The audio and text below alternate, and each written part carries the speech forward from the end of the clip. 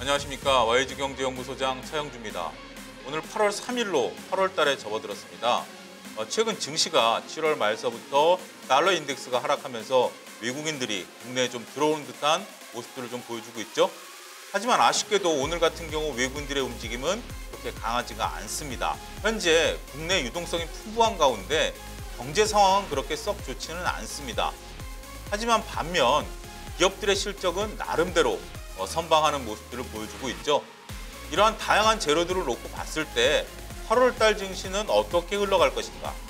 많은 투자자분들께서 궁금해하실 것으로 미루어 짐작을 합니다. 근데 8월 달에 어떻게 흘러간다라고 예측하기는 쉽지 않죠? 그렇다면 오늘 저희 방송에서는 어떠한 포인트로 8월 달을 봐야 되느냐, 어떠한 포인트가 생겼을 때 증시의 변곡점이 될 수 있을 것인가, 그러한 부분들을 증권사에서 나온 리포트를 통해서 한번 살펴보도록 하겠습니다. 일단 8월 달에 대한 전망을 보기 위해서는 8월 달이라는 용어를 쳐보죠.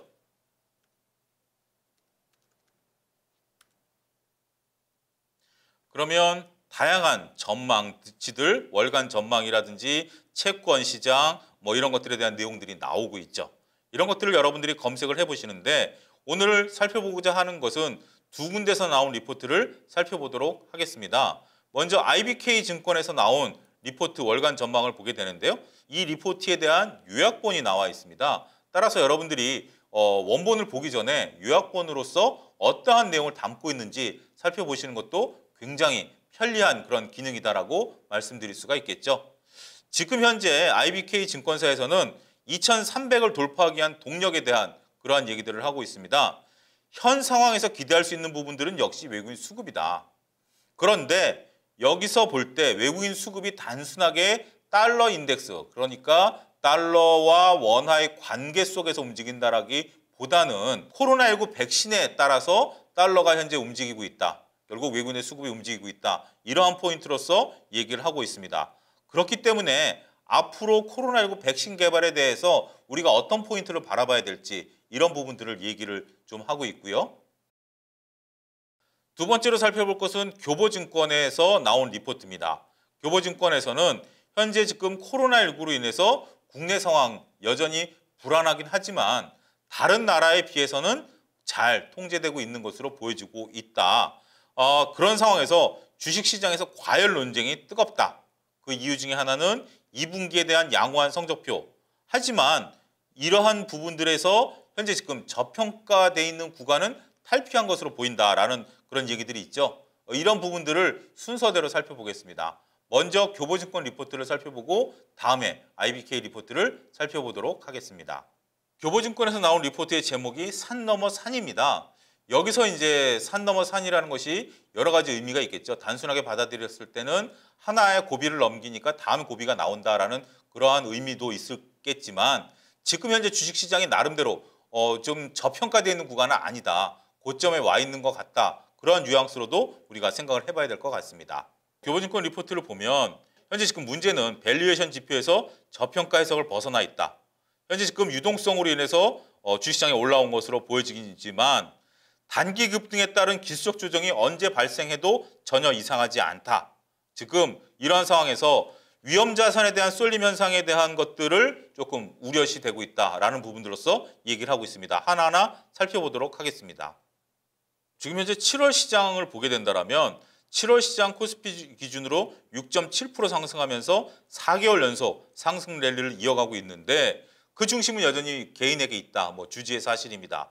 그 가운데 외국인들이 약 1조가량 순매수가 들어왔다. 7월 중순 이후부터 들어왔죠. 이런 것들이 나름대로 고무적이다. 이렇게 조금 말씀드릴 수 있겠습니다. 7월 달에 우리나라 증시의 현황을 보면 코스피 같은 경우 약 5위, 코스닥 같은 경우 약 7위에 머무르면서 나름대로 선방하고 있다는 부분들을 여러분들이 이해를 하셔야 되겠습니다. 이 표에서 중요한 것은 여러분들 우리나라만 볼 것이 아니라 아르헨티나, 브라질, 대만, 말레이시아, 인도네시아 이런 나라들이 상승률이 좋았다라는 겁니다. 이게 외국인과 무슨 관계가 있죠?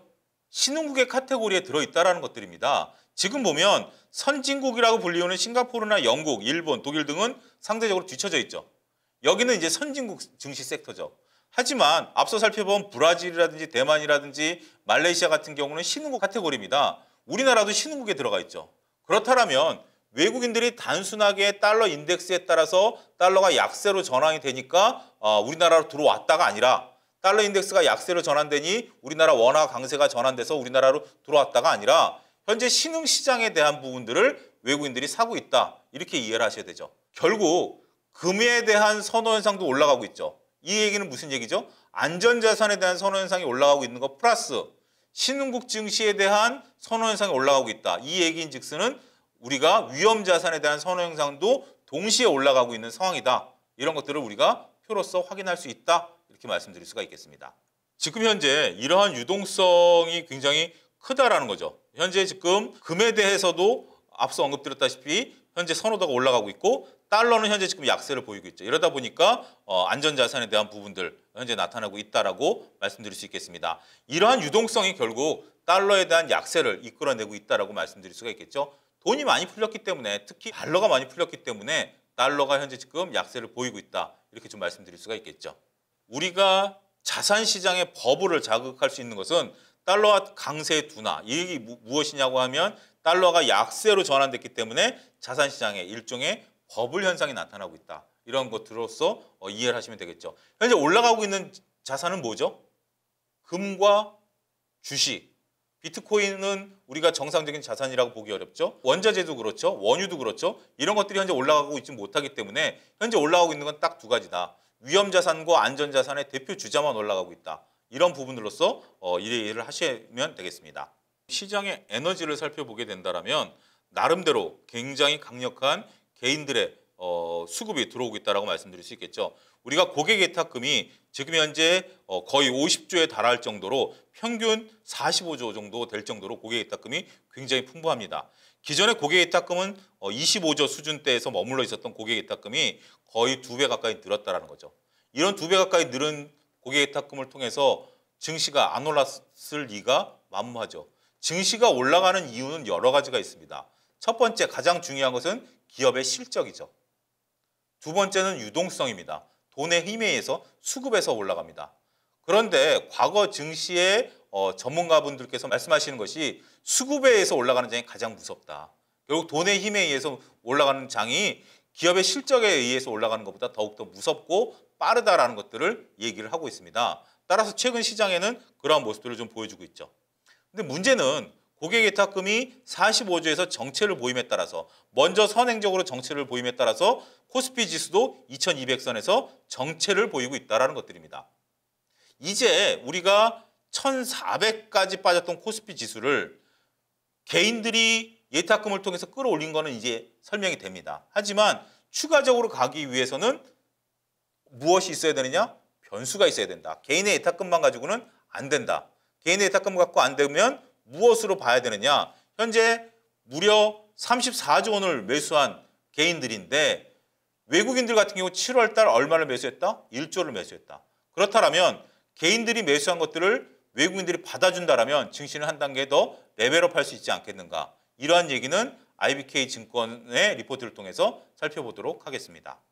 앞서 우리가 살펴봤다시피 유동성에 의해서 증시가 올라온 것들을 설명을 드렸고 유동성을 추가적으로 받기 위해서는 외국인들이 들어와 줘야 되는데 외국인들이 들어올 수 있는 요인은 백신에서 찾았습니다. 결국 사람도 시장도 백신에 의해서 살아날 수밖에 없다. IBK는 그렇게 얘기를 하고 있습니다. 현재 지금 7월 중에 순매수 상위 거래일 절반 이상이 코로나19 백신 호재가 나왔을 때 따라서 이러한 것들이 통화정책이나 매크로번스보다 영향이 더 크다라는 것들이죠. 근데 코로나19 백신이 쉽게 나올까요? 거기에 대해서는 우리가 한번 좀 고민을 해봐야 될 문제 아니겠습니까? 아무리 여러분들이 리포트에서 코로나19 상황이 좋다 하더라도 과연 코로나19가 좋겠느냐라는 부분들이죠. 여기에 IBK는 나름대로 답을 제시하고 있습니다. 코로나19 상황과 외국인들의 순매수 상황을 보게 된다면 외국인들이 결국 순매수를 하기 시작했던 시점서부터 코로나19 백신에 대한 모더나가 됐던 다른 것들이 됐던 이런 것들이 진행이 되면서 들어왔다라고 나름대로 IBK에서는 증명을 해내고 있습니다. 근데 앞서 제가 질문을 드린 것과 같이 평상시에 우리가 임상 개발을 한다라는 것에 대해서는 상당히 오랜 기간이 걸리죠. 그 기간 또한 살펴보도록 하겠습니다.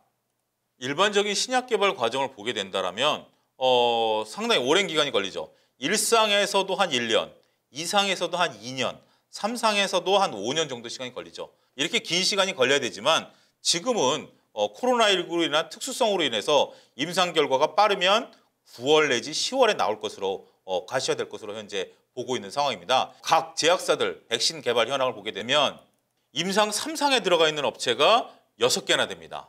2상에 대해서도 2개 업체, 1상에서 2상을 하고 있는 업체들도 상당히 많은 업체들이 현재 이렇게 코로나 백신에 대해서 현재 지금 달려들고 있다. 이렇게 말씀드릴 수 있겠고, 이런 것은 글로벌 각국의 지원과 그다음에 의학계의 용인에 따라서 신속하게 현재 결정이 되고 있다는 것들이죠.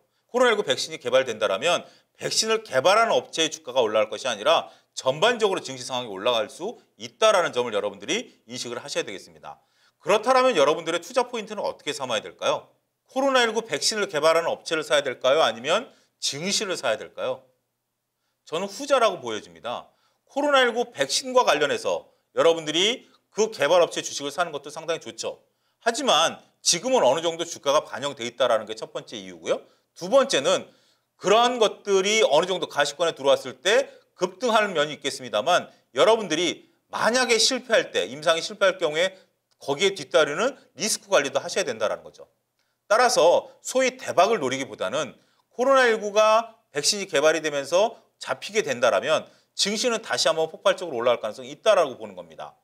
따라서 그 코로나19로 인해서 수혜를 본 업종 플러스 코로나19로 봐서 극단적인 피해를 봤지만 코로나19가 해결이 되면서 앞으로 정상화됨으로써 올라갈 수 있는 주식을 포트폴리오 차원에서 구성해 놓으신다면 여러분들이 안전성을 바탕으로 해서 증시에서 수익을 분명히 거둘 수 있는 계기가 되지 않겠는가, 저는 그렇게 말씀드릴 수 있겠습니다.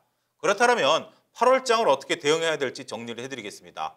8월장을 여러분들이 대응을 해야 될 방법은 코로나19 백신에 대한 개발 현황을 살펴봐야 되지만, 지금 현재 상황에서 본다면 코로나19와 상관없는 기업들에 따른 것들은 변동성이 커지고 있습니다. 따라서 앞서 교보증권 리포트에서 살펴봤듯이 언제든지 증시의 조정이 올 가능성은 대비를 하셔야 된다는 거죠. 따라서 지금은 현금 비중을 일정 부분 가져가면서 나름대로 증시에 외국인들이 선호하는 종목 중심으로 해서 추가적인 상승에 대비한 매매를 포트폴리오 차원에서 접근하시는 것이 좋지 않겠는가, 그렇게 말씀드리도록 하겠습니다. 자, 오늘 방송은 여기서 마치도록 하겠습니다. 감사합니다.